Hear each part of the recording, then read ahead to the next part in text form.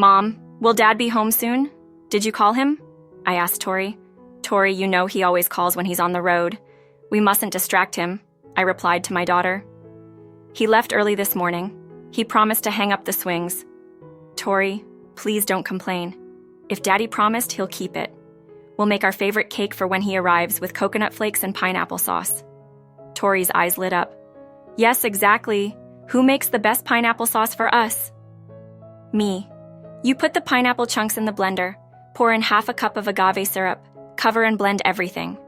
The girl clapped her hands. Exactly, my little berry. I kissed her nose. It was almost 9 in the evening. The cake was cooling on the kitchen table, and the pineapple sauce was in the fridge. We were both in the living room waiting for Miguel when my phone rang. It's Daddy, I announced happily to my daughter. Yes, Miguel, Mrs. Diaz. An unfamiliar voice came from the other end of the line. Yes, it's me, I answered confusedly. Your husband, Miguel Diaz, is dead. What? What are you saying? Who are you? I jumped up from the sofa and ran out of the room. Captain Javier Alonso. We found your husband's car on the road. He was apparently on his way home when a truck crossed the road. The driver fell asleep at the wheel. Please accept my sincere condolences. You will need to come for identification. I'll send you details of where and when in an hour. My condolences again. Silence. Hello? Hello? I shouted into the phone, unable to hold back the tears. Mom? What happened? Why are you crying? Tori tugged at my dress. Where's Daddy? Honey, Daddy, he's not coming back today. When will he be back? She kept asking. Why are you crying? Tell me. Tori, Daddy. He's gone. He had a terrible accident. I couldn't lie to my daughter, even though I wanted to protect her from the trauma. That's not true. Daddy's alive. He'll be back soon and we'll eat cake together. She snuggled against me and buried her face in my colorful dress. Victoria, my love, forgive me for bringing you this pain. It's also very hard for me to accept, but we have to be strong. Mom, someone lied to you. It was a bad man who called to make us cry, Tori sobbed loudly. The next day was very scary for me. I had only felt so much fear when my little cousin died. I was 7 years old when I approached the crib and realized that Laura wasn't breathing. Now I was in the morgue, watching a man in a medical coat pull the white sheet off the face of the man on the stretcher. Yes, it was my Miguel. There was dried blood on his nose, a cut on his eyebrow, bruised lips. But they were his eyebrows, his lips, that slightly crooked nose, his raven-winged hair. This was my husband, the beloved Miguel, Tori's father. There's no doubt about it, this is my husband. I covered my face with my hands. Everything seemed like a blur. The doctor said something. The policeman asked something. But I couldn't understand anything, absolutely nothing. My world collapsed in an instant. My dear Miguel was no more. No one would ever hug me like he did. No one would ever call me fluffy fish. Our friend Leonardo, Miguel's old classmate, helped with the funeral. He was passing through and decided to visit us. It was a very difficult time for me. I lost the person closest to me. Miguel and I understood each other without words. We felt good together, even just sitting quietly on the porch, looking at the stars. And because he loved little Tori, he was always willing to become a superhero to delight her with something unusual. Sometimes it seemed that he didn't play with our daughter, but she played with him. Dinner, I shouted from the kitchen. Wait, my cute little fish, Miguel replied from the living room. We haven't finished building the house for the teddy bear yet. I was amazed. How could one person combine a reliable and determined husband, a family man, and a child who was ready to play with his daughter for hours with building blocks or making something out of cardboard or clay? Tori adored her father. She couldn't spend a day without him. Sometimes I felt that my daughter loved her father more than me. But I didn't feel offended. I understood that it was impossible not to love Miguel. His loud, childish laugh made Tori and me laugh too, even if we didn't understand why, and how he told his daughter fairy stories. I myself listened intently, sitting next to them. He was so good at playing different characters. Sometimes he would roar like a bear, then squeak like a mouse or pretend to be an old frog and croak. Victoria would roll on the floor with laughter. And now, my dear husband and father was no more. All that remained were the countless memories that mother and daughter held in their hearts. Tori started sleeping badly, so I let her stay in the room I used to share with my husband. It was terrifying for her to be alone at night. I tried to pay more attention to my daughter, although I needed to think about finding a job. After all, now we had no one else to rely on. Actually, that wasn't entirely true. Leo, Miguel's best friend, was very helpful. He lived in the neighborhood and often visited us, bringing groceries and offering help. One day, Mr. Bust, the owner of the house we had been renting for several years, called. "Maria, unfortunately, I have to terminate our contract," he said. "I've put the house up for sale. Would you like to buy it?" "Mr. Bust, what are you talking about? My daughter and I have just lost Miguel. Soon we won't even have enough money to pay the rent." "I'm sorry. I didn't know about your misfortune," he replied. "How long do we have?" I asked. 2 weeks. The month is running out. I understand that terminating the contract is very sudden. To compensate you in some way, I won't charge you for the last month. Thank you, Mr. Bust. You're very kind. What to do with my 6-year-old daughter in my arms?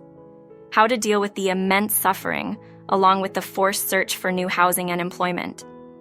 I felt trapped in a dark, stuffy room, unable to get out, afraid I wouldn't last another second, suffocating with despair, ready to give up. But then I found strength within myself and tried to overcome the nightmare that had invaded our lives.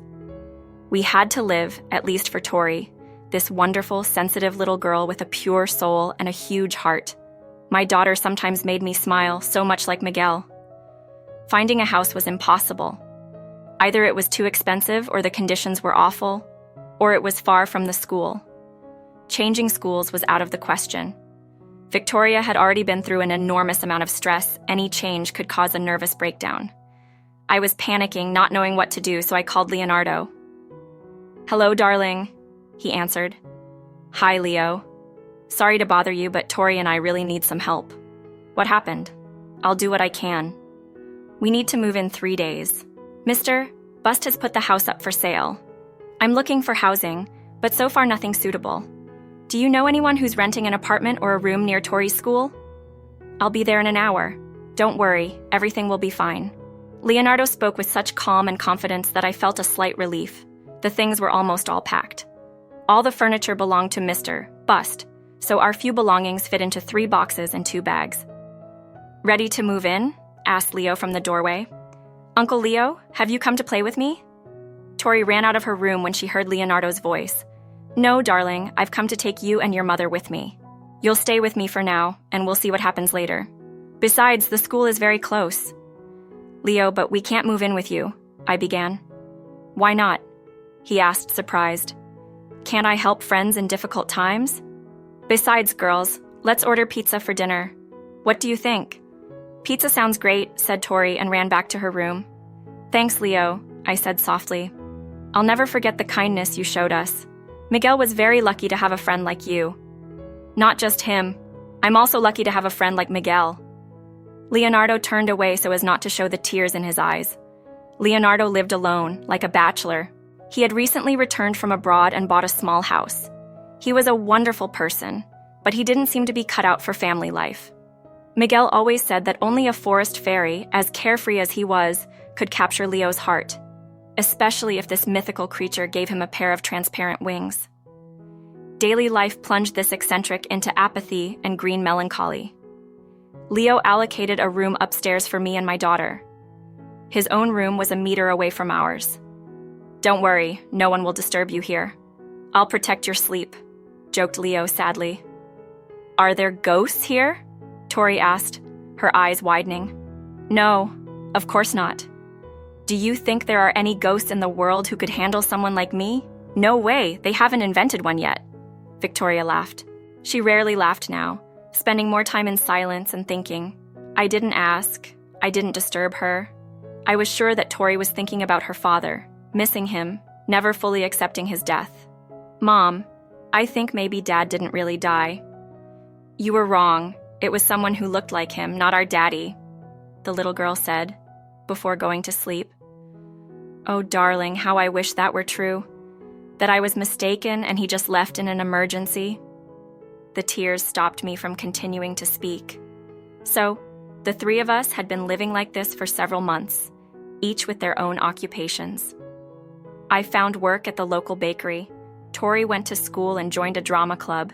Leo continued his job delivering groceries to supermarkets. The pain of loss didn't go away. It just diminished slightly. Time doesn't heal. It just helps you come to terms with grief or loss. One day, Tori started an adult conversation. "Mom, do you love Uncle Leo?" Of course I love Leo like a friend. What does like a friend mean? It means that I don't want to marry him, for example, like I did your father. But he's dear to me as a person. I'm grateful to him, and I'm willing to help if Leonardo needs anything. "Oh," said Tori. "So if I love Uncle Leo as a friend, I'm not betraying Dad? What if he gets upset with me in heaven? He is my father, after all. I must love him all my life." "Honey, you're not betraying your father if you love someone else. Leo is Dad's best friend and a very good person. Your father won't be upset. He'll be happy that his little Tori is smiling, not sad and crying in a corner," I reassured her. "You know, Mom, I still feel like Dad's around, don't you? He'll always be in our hearts," she said sadly. "We must preserve the best memories of Dad, so his soul will be very well in heaven." I hugged my daughter and we stayed like that for a while, each lost in our own thoughts. How good it was to have each other. Together we would get through it. We certainly would. One day, Tori sat on a bench while other children played happily, running around or playing ball. "Why aren't you playing with the others, Miss Ruo?" the teacher asked. "I don't want to. I'm sad. Tomorrow we're going to the cemetery." "It's been 6 months since my father died," the girl sniffled. "I understand, dear. It's hard. Let's write a letter to your father. You can tell him how you feel, about the events of your life, your successes and sorrows. Can we do that? And will he read it?" "Of course, dear. His soul is alive and sees everything that's happening to you. This letter will help you free yourself a little from the weight of losing your beloved father. You can put this letter on his grave." I did that when my grandmother died. I wrote letters and told her what was happening to me. It made things easier. Tori smiled sadly and hugged her teacher. After the walk, we wrote a letter to Miguel. In the cemetery, there were only birds flying from branch to branch, chirping and talking to each other. I sobbed quietly as I arranged the flowers I'd brought, while Leo gazed into the distance as if he saw something important there, the answers to some secret question. Tori wasn't crying. Instead, she took a letter out of her bag and pinned it to the plaque. "What's this?" I asked my daughter. "It's a letter to Dad. We wrote it together, me and Professor Ruo." "Got it," I replied, also looking off into the distance, as if I expected my beloved Miguel to suddenly appear from behind the trees, laughing like a little boy and lift me up, spinning around the cemetery. But there's no laughter here, no spinning, no funny stories. People generally stay silent or cry, remembering those who are no longer with them. We stayed there for a while and then left, back to the normal world, where people move around, cars pass by, people laugh and argue, sometimes without realizing that reconciliation may not be possible.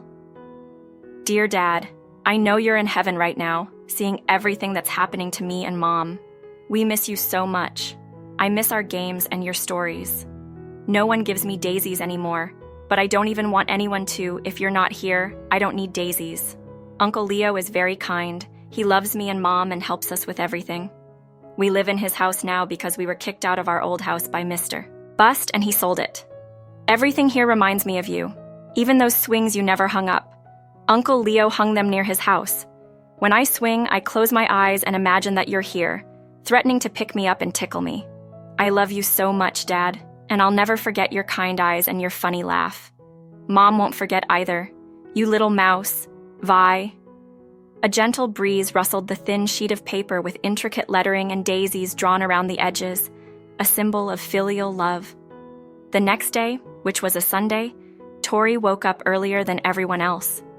She always woke up early, just like her father, and left the house. Her legs went weak when she saw the bouquet of daisies tied to the swing's ropes with a light blue ribbon. It couldn't be. My heart raced, making it hard to breathe. I ran closer and started kissing the flowers, as if they were my father and not white petals surrounding yellow centers. "Dad, where are you?" "You didn't die. I always knew," I whispered. Everything was quiet. The soft rays of the morning sun caressed my face and shoulders. I smiled. Only I knew the secret: my father was alive. He would definitely come back. I just needed to wait a little longer.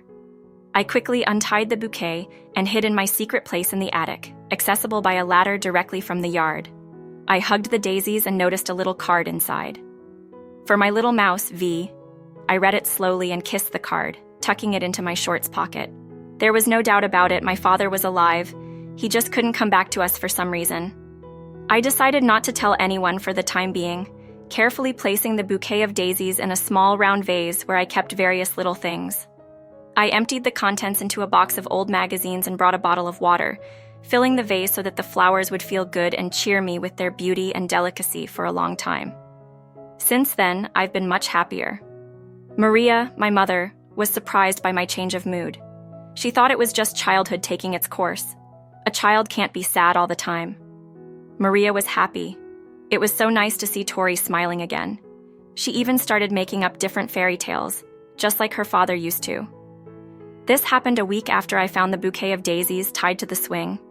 As usual, I left the house early. My mother had already gone to work, and Leo was still asleep because he had come home very late from work the day before.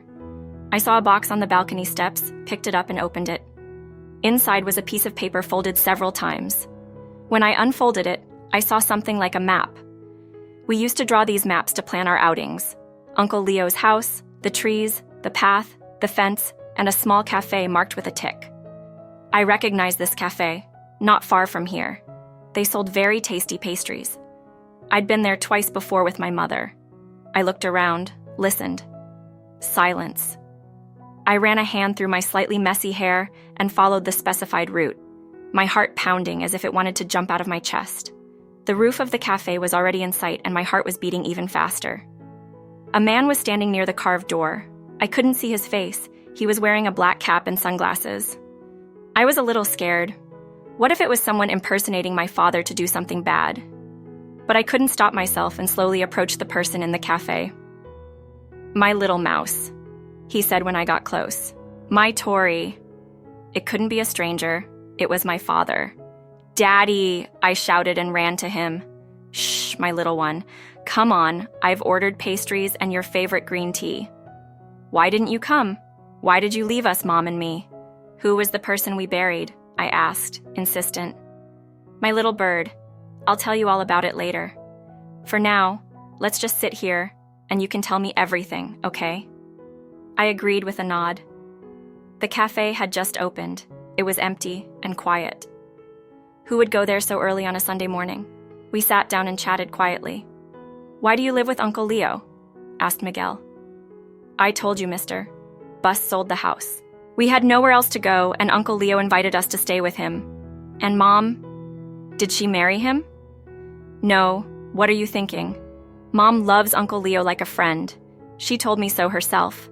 That means she's willing to help if he needs it, but she's not ready to marry him like she did you." "Really?" asked Miguel, hopeful. "Of course it's true. But now you're going to come back to us, right? Or are there bad men after you trying to kill you? You did something bad and now you're hiding from them, huh?" I looked at my father with wide eyes of genuine childish curiosity and even fear. "No, dear, your father didn't do anything wrong. Someone else did, but it's very difficult to explain everything to you now, little mouse. Why did you call me here instead of going to Uncle Leo's? He's your best friend. He talks about you a lot." I even saw tears in his eyes.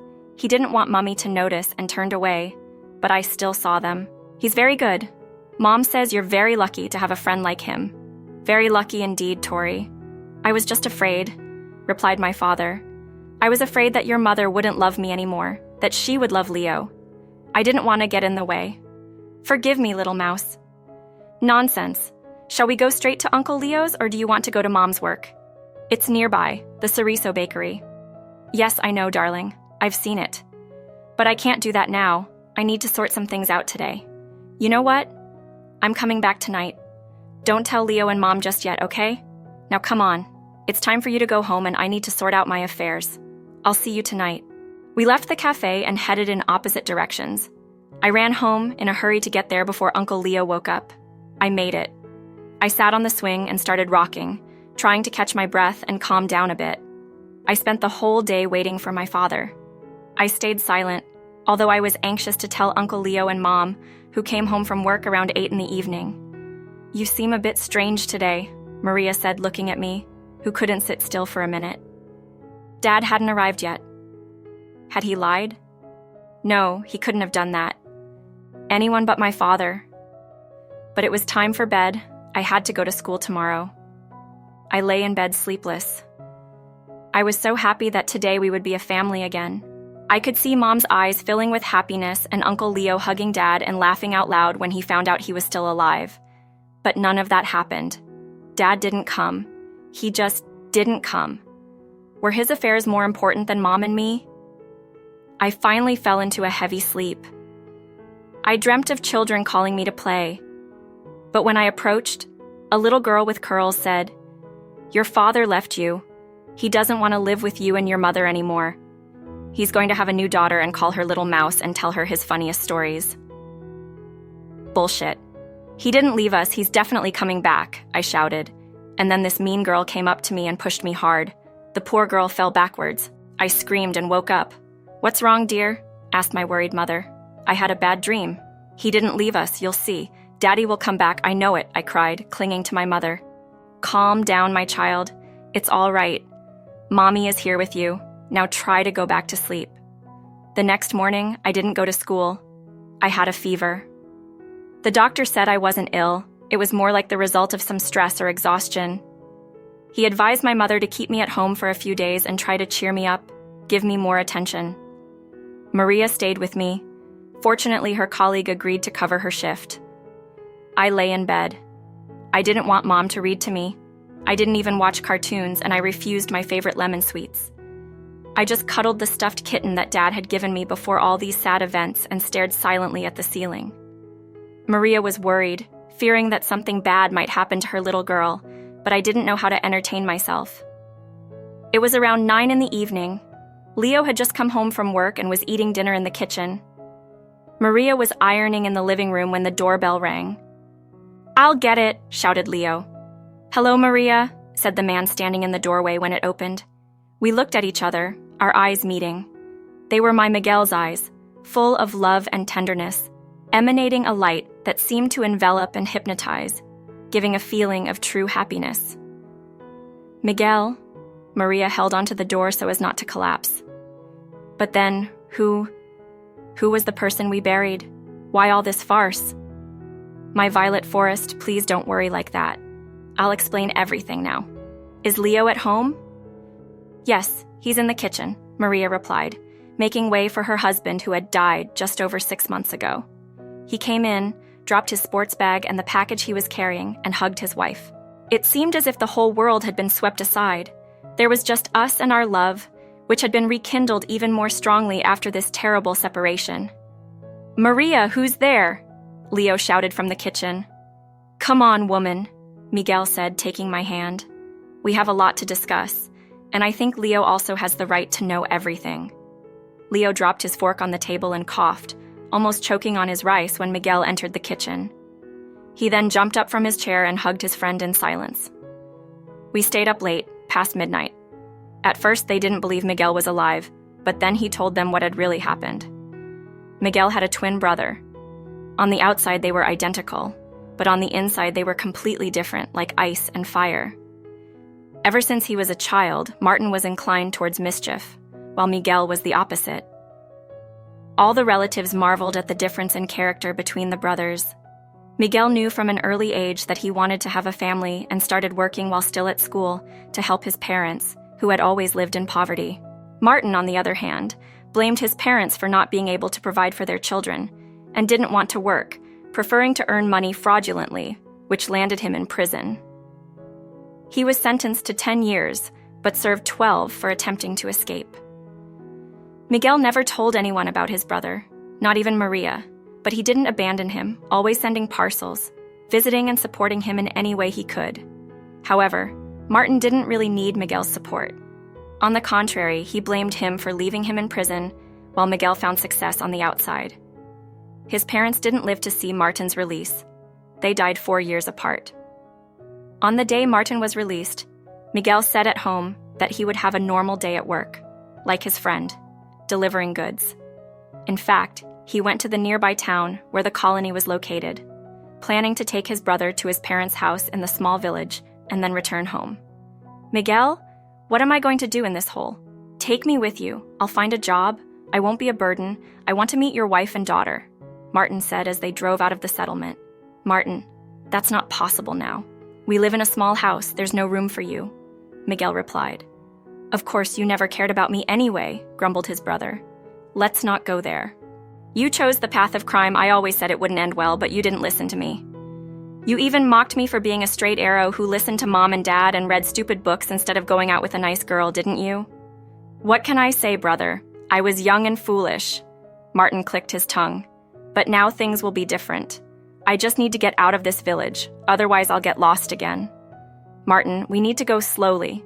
I'll figure something out, I promise, but give me some time. I'll help with money. I'll visit whenever I can." "Why are you so fair, huh?" grumbled Martin. Miguel remained silent. He didn't want to argue. He just wanted a normal life. Yes, he didn't want to abandon his brother, but he didn't want to disrupt his own life either.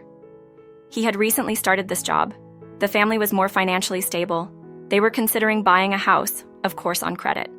Leo suggested starting his own business, opening an online store. It was still just an idea, but that's how it all starts. And then there was Martin. Miguel didn't believe that his brother would change and start living a normal life. There was something in his blood, cheating someone, doing something quickly to make a profit without much effort. Where did this bad gene come from, which seemed to have been passed down to his younger brother? "Got it, Miguel. I'll have to make do with this village," Martin said, raising his voice and breaking abruptly. "What are you doing? Tired of living or what?" shouted Martin. "Sorry, brother. Daisies." "What? Daisies? Look over there in the clearing."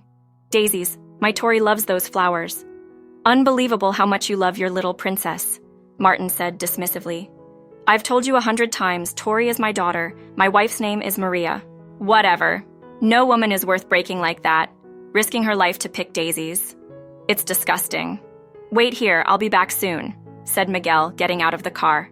There were few daisies, as if a forest gnome had scattered some seeds on the ground, turning them into delicate, yellow-eyed flowers. Miguel crouched down and began to carefully pick the branches, not hearing the footsteps behind him, nor when Martin approached and struck him on the head. Darkness. I woke up in a completely unknown place with my head bandaged, feeling thirsty and aching all over my body. I was so weak that I couldn't move my hands or feet. "Grandma, he's awake," whispered a voice, a boy's or a girl's. I couldn't tell. I didn't have the strength to open my eyes. I could only guess. "Sister Maria, he's going to live," said Grandma, putting her dry hand on my neck. "His pulse is normal. The danger has passed." "Where am I?" I managed to say with difficulty. "In the forest, in our little house, with my granddaughter. We live here like hermits. Who beat you so badly and left you in the forest? A little more and you would have given your soul to God." "I don't remember anything," I replied, falling asleep again. I never found out what led 2 women, one old and one very young, to live in this forest. If it hadn't been for them, I wouldn't have survived. Martin hit me on the head with a stone, miraculously without causing a brain hemorrhage, but I lost my memory. I couldn't tell who he was or where he lived. "What was your crime, Dona Leia?" he asked one day. "What?" "I don't understand," I replied. "Your passport was nearby, with the name Martin Diaz. It's you in the photo, so you're Martin Diaz." I don't remember, like a blank slate, as if I'd been born yesterday. "And why do you ask?" "Because it's in your passport, that's why," the old woman smiled. Well, then I'm a criminal, aren't I joked, winking. "I swear I don't remember anything, but somehow I don't feel like a criminal. For 2 months I couldn't get out of bed. My head was spinning and I felt intensely weak. Gradually, I began to recover, but unfortunately, my memory refused to return. I had a small stash of money, which I probably intended to give to my brother, in the breast pocket of my shirt. With this money, Liliana, the second inhabitant of the little house in the forest, bought much-needed groceries every couple of weeks from the nearby store on the road. There was also a cafe by the side of the road. Sometimes the old woman went somewhere, but I didn't know where. I understood that she went into town, staying out for several hours. You know, Martin, you're perfectly healthy now. It's time to continue living a normal life if you don't intend to stay here forever, Donna Leah began one evening. Yes, Mrs. Leah, I was thinking about that too. I'm going to the police. They'll definitely help me establish my identity. The police didn't have to try very hard to find out about my case, hardly at all. Why have you come, Mr. Diaz? Asked the stout policeman, examining my passport. To show us how well-behaved you are? I need help. Please help me understand who I am and if I have any relatives, I said at once. You left your brain in jail, did you? I don't know. But if it wasn't for a kind lady, I wouldn't be here. She found me in the forest, treated my wounds, but my memory still hasn't returned. I live in a fog. Were you registered at any address? No, I wasn't. I came straight here. Got it. We're going to investigate your case. We'll let you know the results. Leave your phone number. It was lucky I'd bought a cheap cell phone before going to the police. I'd have to go back to my captivity in the forest. I hardly had any money, not even for the most remote room. It took several weeks to discover that the man presenting his passport as Martin Diaz was not Martin Diaz. Fingerprints helped. The police had only one explanation. It wasn't Martin Diaz, but his twin brother, Miguel Diaz, who had been buried a few months earlier. Congratulations. You're definitely Miguel Diaz, said the policeman on duty. Are you all right? Yes, everything's fine, I replied, rubbing my forehead, trying to remember something. I did. I remembered the face of a cheerful girl. Who was she? The process of resurrecting Miguel Diaz began at the man's own request. Nothing was said to his wife. I decided that I urgently needed to see my grave. I was hoping to remember something, so I went to the cemetery. These coincidences happen. I arrived just as my wife, daughter, and friend were visiting the grave. Miguel stood behind the trees, watching the young woman arranging the flowers and sobbing endlessly, while the girl fixed something on the plaque. Miguel's heart squeezed and fleeting memories flashed through his mind. Daisies, small delicate flowers that he picked at the edge of the forest, then a blow to the head, a strong blow, darkness. That was all he could remember.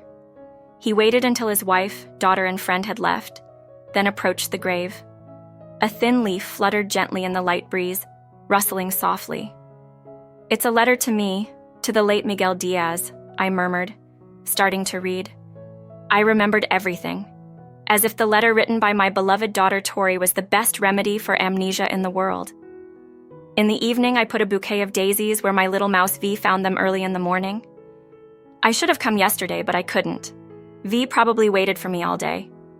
Why should she have waited for you? Maria asked in surprise. I don't understand, Leo chimed in. Does Tori know you're alive? Yes, Leo, she does. We went to a cafe together. I invited her to meet me by leaving a note on the porch of this house. She always said she felt you were alive, that you were close by, Maria said, pressing her hands against her chest. Incredible, and I was trying to calm her down, distract her. Our little girl turned out to be wiser than all of us. Your brother is a scoundrel, Leonardo said. He wanted to get rid of you. What did he expect? To come home and pretend to be you? I don't know, Leo. I remember he asked me to take him with me instead of going to the village, but I asked him to wait. Apparently, he didn't want to wait. He decided to speed up the process. What did he expect, Maria? I exclaimed. That I'm a complete idiot and wouldn't recognize my husband even if he looked exactly like him. I would have recognized him from the first second. Miguel held his wife's hand, warmth spreading through both of them, their hearts filling with joy and boundless happiness. Maria simply looked at her husband and smiled. Let's have a party, Leo suddenly exclaimed. We looked at our friend, the best friend in the world, to whom we would be grateful for a lifetime.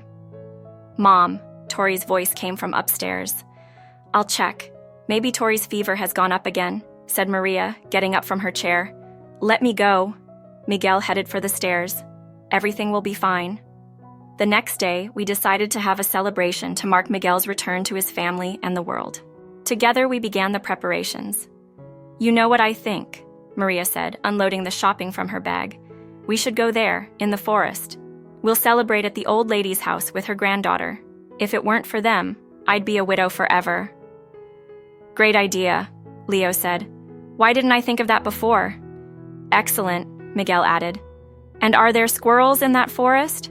Tori asked curiously, showing no signs of illness. Of course, dear. There are even gnomes. Miguel widened his eyes and lowered his voice. Dad, I'm not little anymore. I don't believe your stories, Tori pouted. Oh, what a shame. It was so much fun before. Then you won't believe what happened to me recently. Not even a fairy tale could make it up. What happened to you? The girl asked with interest. I met the Swamp King's daughter. Who? Tori opened her mouth slightly, staring at her father. The Swamp King's daughter, of course.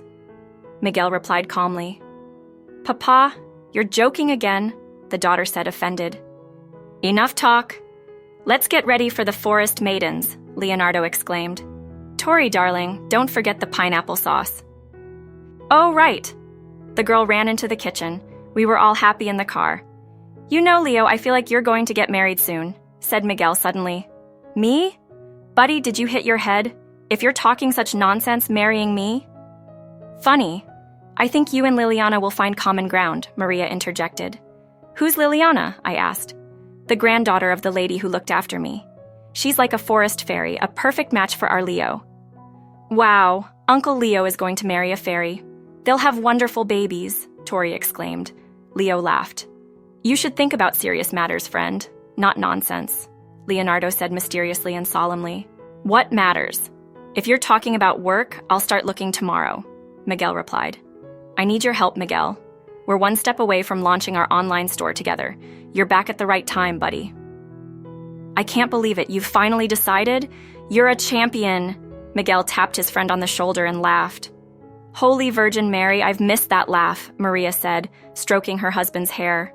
Daisies, Tori suddenly shouted. They're so wonderful, like the ones tied to the swing, that bouquet of delicate flowers I decided to pick on that fateful day when my own brother decided to get rid of me by stealing my life. It cost us dearly, Miguel thought, swallowing a lump in his throat. Yes, dear. They really are wonderful, these favorite daisies of yours, Maria said. Turn right, Leo. The car with its cheerful passengers entered a fairly wide forest road.